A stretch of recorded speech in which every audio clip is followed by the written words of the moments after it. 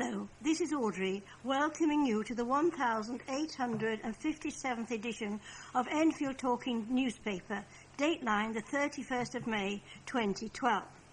The readers this week are Roy, Eddie and myself, Audrey, with Paul on the controls. I'm sorry to say that Pat Albert wasn't very well today, and so she isn't able to come along and do this group. The items that we will be reading come from our local newspaper, the Enfield Gazette, the Enfield Advertiser and the Enfield Independent, and are their copyright. Local stories include My Family Could Have Been Killed, Charity Runners Show of Courage, Birthday Memories of the Queen, and A Day of Sunny Smiles. There are some special notices this week before we move on to the news, and one is the NHS services over the Diamond Jubilee weekend in Enfield.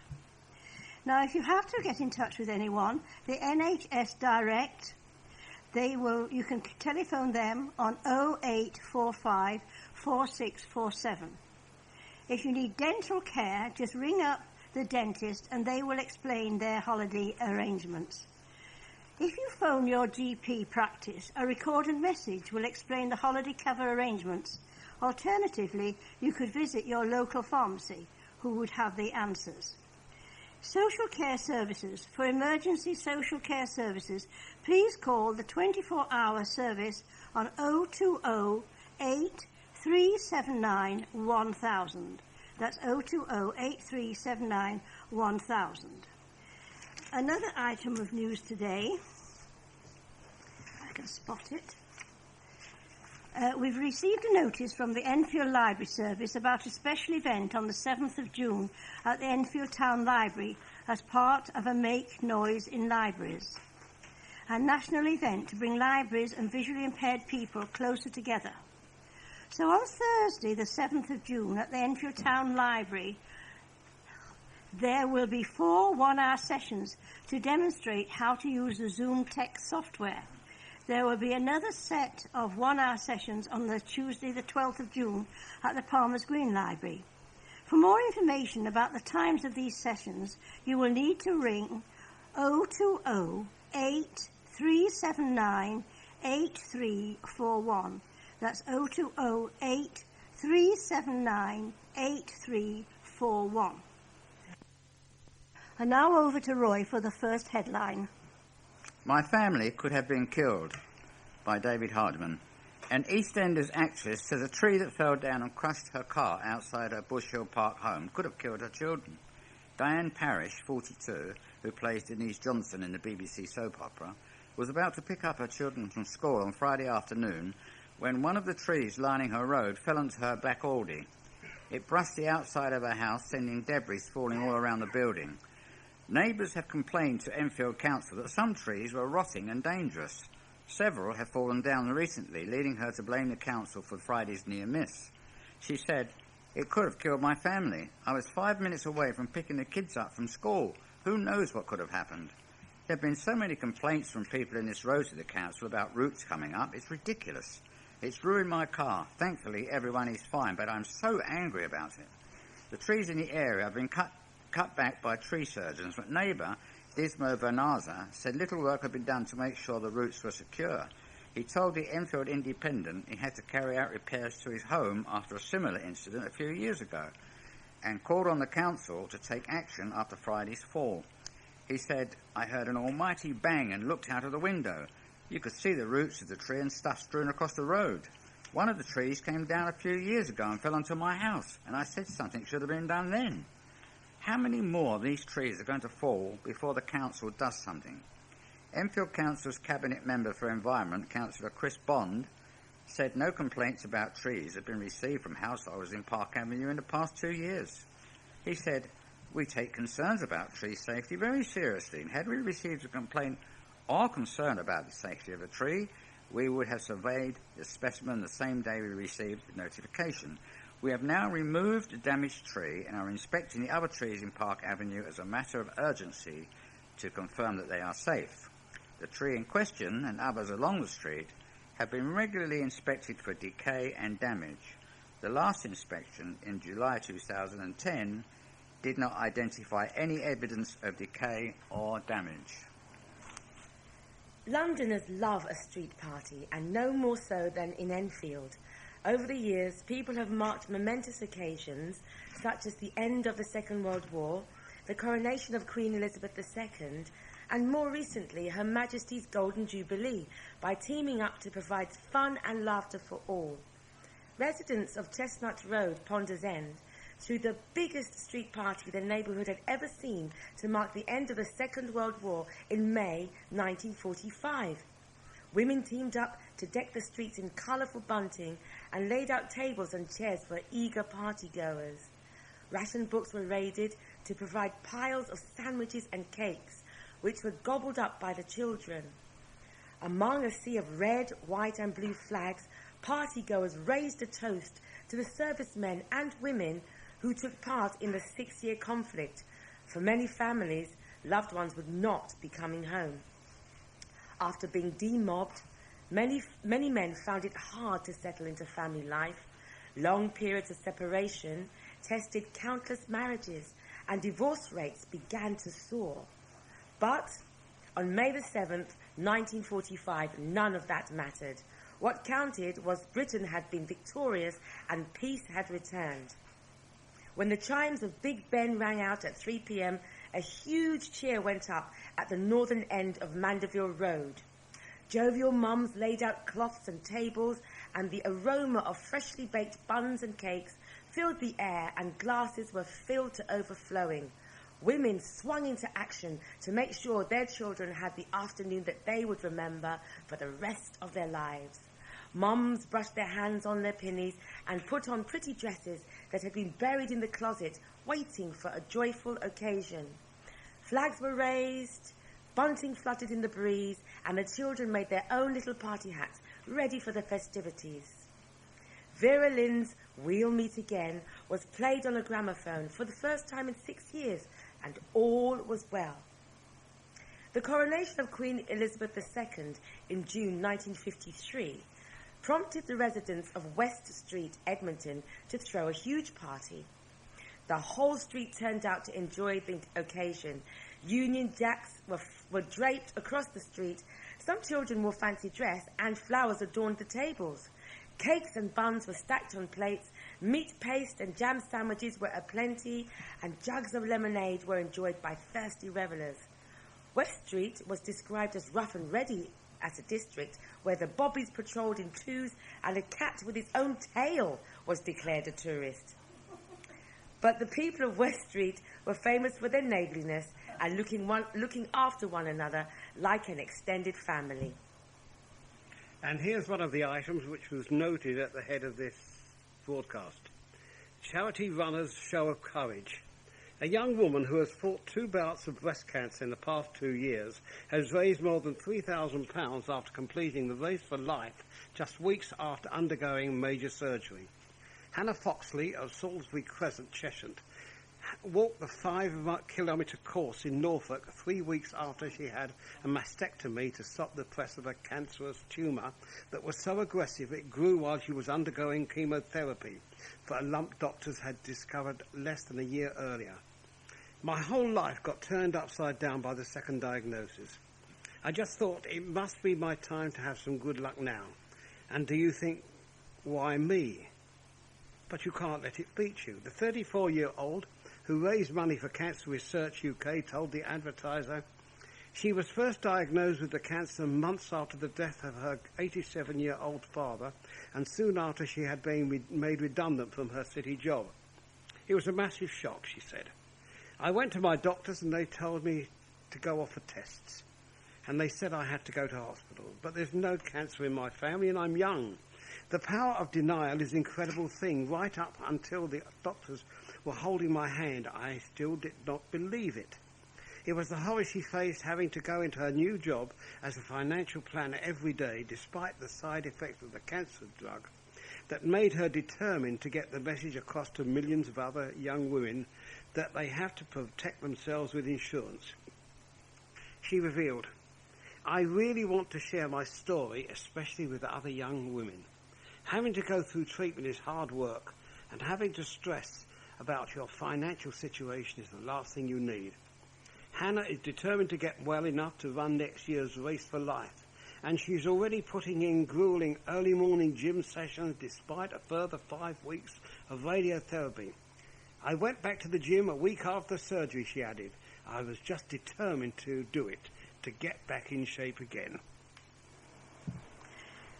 The Queen was welcomed by her flag-waving children and pipe-playing bands in her most recent visit to North London. Her Majesty, accompanied by her husband, Prince Philip, travelled along Deansbrook Road on their way to Krishna Avanti School in Camrose Avenue, Edgware, on March the 29th. The royal couple waved to the crowds of more than 400 people as they drove past. Lining the road were children from the Hyde School in Hyde Crescent, Edgware, Infant School in Hyde Street, and Edgware Junior School in Hemming Road. There are also pupils from Annunciation Infant School in Thirlby Road and also in the Meads. The Barnet School Music Centre and Shri Mukta Javan Pipe Band performed during the build-up, while volunteers from the Army Cadet Force marshalled the crowd. The royal visit was part of Her Majesty's Diamond Jubilee Tour. Belmont School Deputy Head Teacher Eileen Davies was among the crowds, with pupils Pooja Patel, 10, and Pauline Bertin, 11. Pauline said, "We waved our flags and the Queen waved at us. I'll remember this day for the rest of my life." Emmanuel Opoku, 16, said, "I was a bit nervous, but it was great fun, and the Queen smiled at me." Joan Hickling, 83, who lives in Camrose Avenue with her husband Frederick, said, "I waved my flag and I shouted out, 'God bless you.'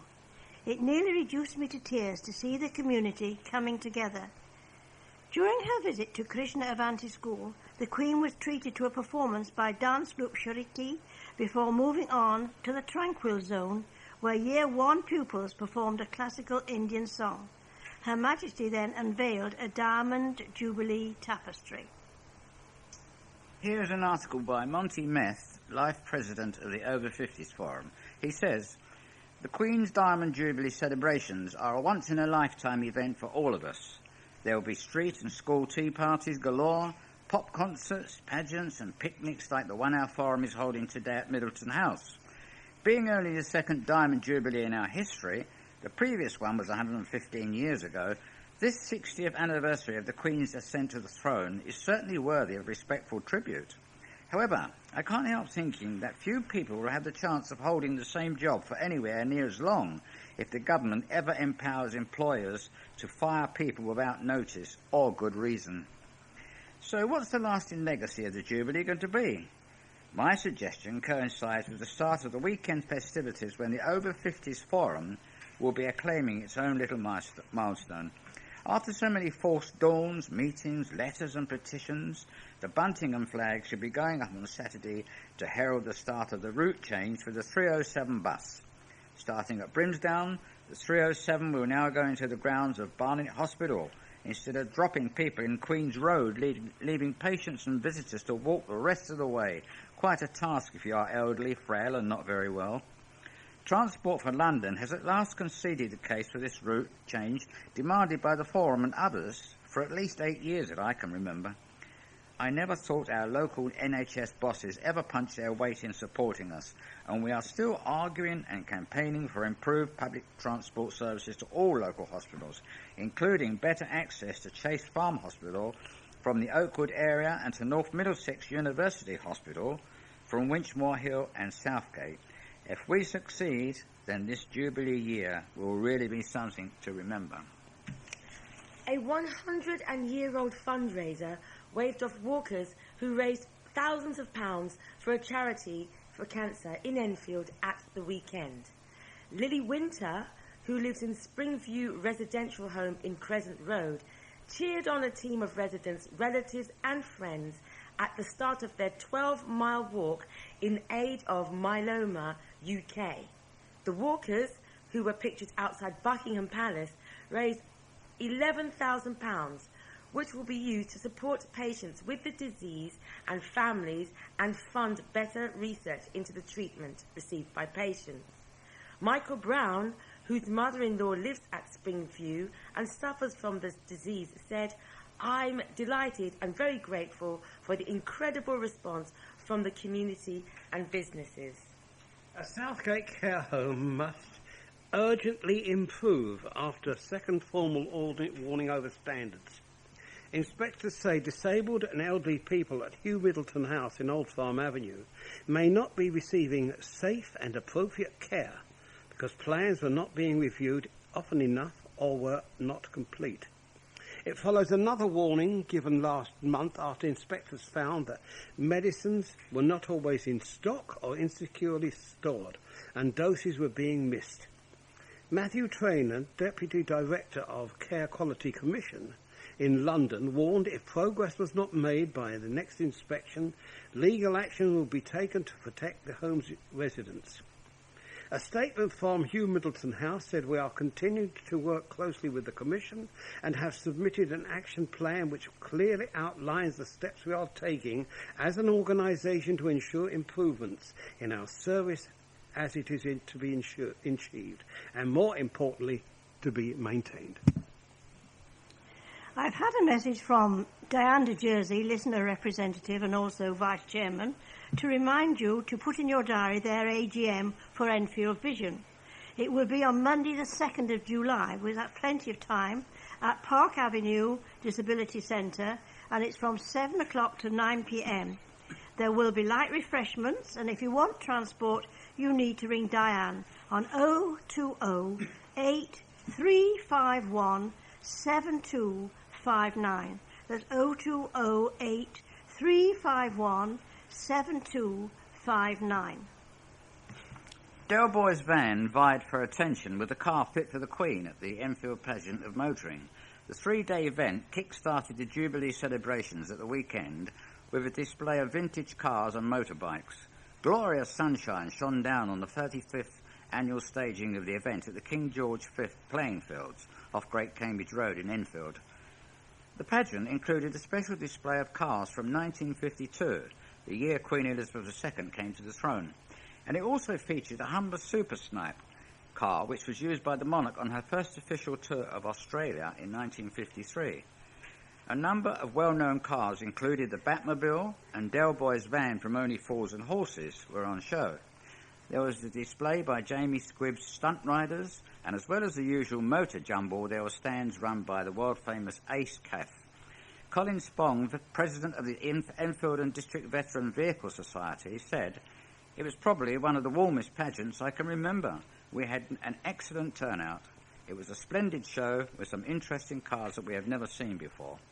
The show is a major fundraiser for the Whitewebs Museum of Transport in Whitewebs Road, Enfield, which is open every Tuesday and the last Sunday of every month. The Society meets every second and fourth Monday evening of the month at the museum from 8 p.m.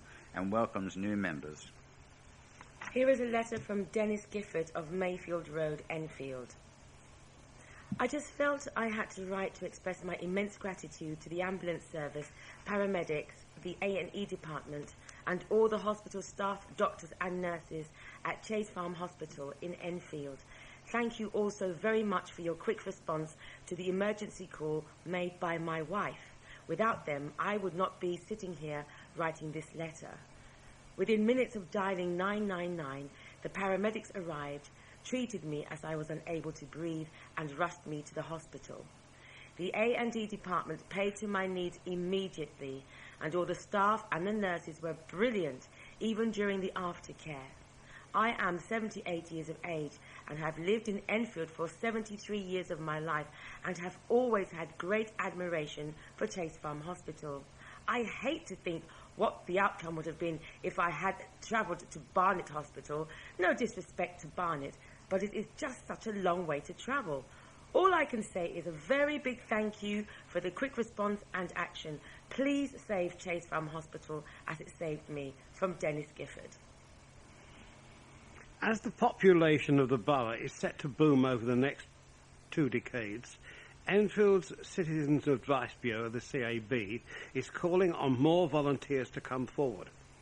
In the lead-up to Volunteers Week, beginning on Friday, the CAB has highlighted how at least one of his 70 volunteers have been working there for almost 30 years.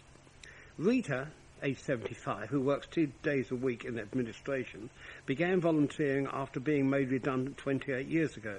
She said, "It is such a worthwhile organisation, and when I was made redundant, I decided it would not only give me something to do, but also help people who were often in serious difficulties." Sophie, aged 39, added, "I've been working in the retail sector and decided I want to do something that gave me more scope.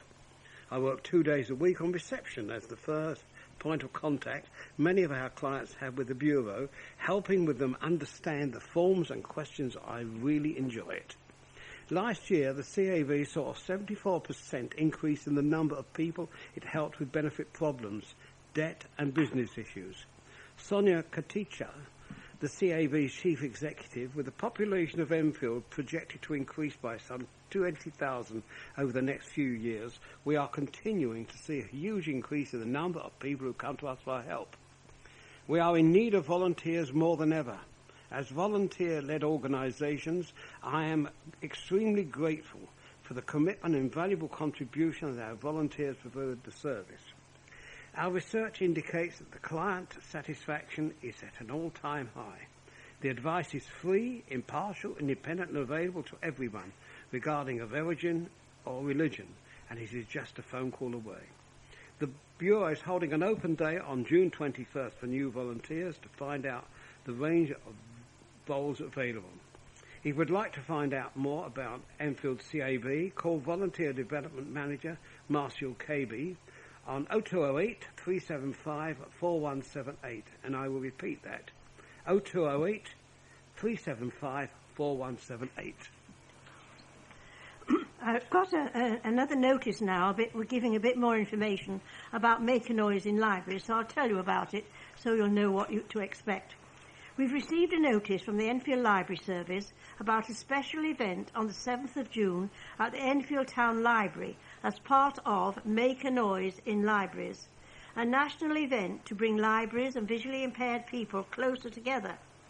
On Thursday the 7th of June at the Enfield Town Library, there will be 4 one-hour sessions to demonstrate how to use the Zoom text software. There will be another set of 1-hour sessions on the Tuesday, the 12th of June at the Palmer's Green Library.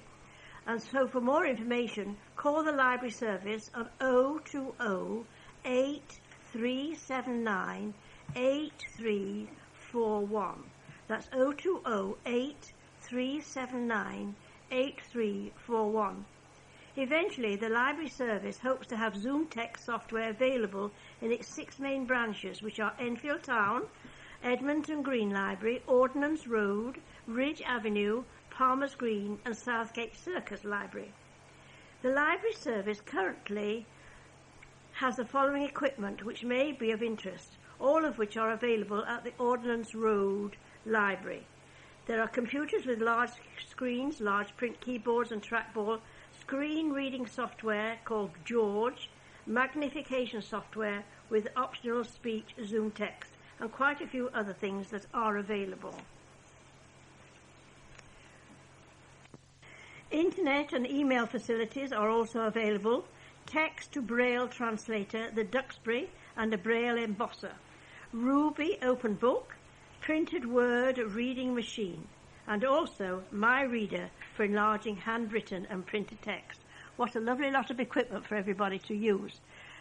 Now, if you are experiencing any problems receiving your Enfield Talking newspaper, you should phone Diane de Jersey on 020 8805 6578.